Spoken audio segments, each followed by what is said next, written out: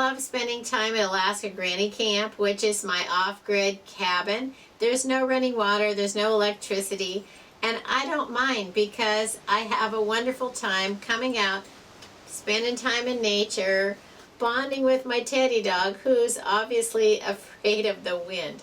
And yeah, there's just a whole lot of things that you can do if you can get outside and enjoy more of nature. I love spending time at Granny Camp, and I know that I'm very blessed to have the opportunity to have an off-grid cabin that I can have a secondary location that I can come and spend time. But it also reminds me that it's important to think about how you can live small. How can you make sure that every moment of your life counts?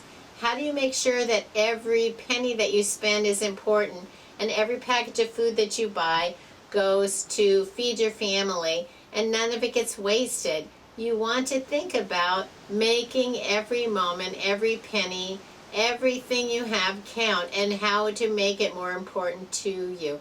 And that's what I feel like I do when I come to Granny Camp. Before the grid goes down, the power goes out, or you choose to go into an off-grid experience, make sure you've thought about ways to have light, ways to cook your food, how to have the heat and the things that you need.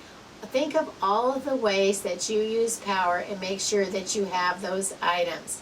Think about it and plan ahead of time. What do I want to have if the power goes out?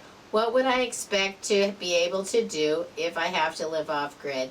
And there are a lot of things that you need that are just basics, like having a little light, having a way to cook, and a way to keep warm. There are a lot of things that we have on a day-to-day basis that we really don't need. If you really were going to go to a cabin in the woods and you didn't have anything else, how are you going to have light?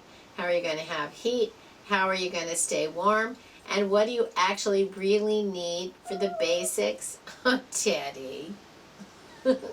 There's so many things that we have on a day-to-day basis that we don't really need. Think about living small. Make every penny count. Make every can of food count.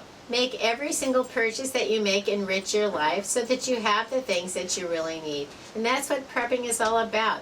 Having every day be the best it can be so that you can enjoy the life that you have for as many days as you have. So whether an emergency finds you living without power, or you're just off on an adventure, seeing what you can do, think about the basics that you really need to live off-grid, to experience the things that you need, because a storm can come up, it can be dark, and how you can actually feel safe, whatever comes your way. That's what we're prepping for, so that we can enjoy the days that we have, make the best of them, and know that we are as safe as possible and that we can thrive.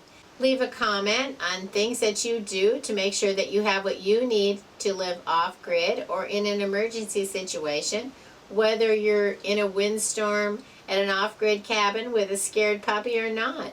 There are a lot of things that we can learn from each other, so let's share those things and help each other learn. If you enjoyed my video, I hope you'll share it with someone else you think might like it. Please subscribe to the Alaska Granny channel. Teddy. Why are you such a fraidy cat? It's just the wind.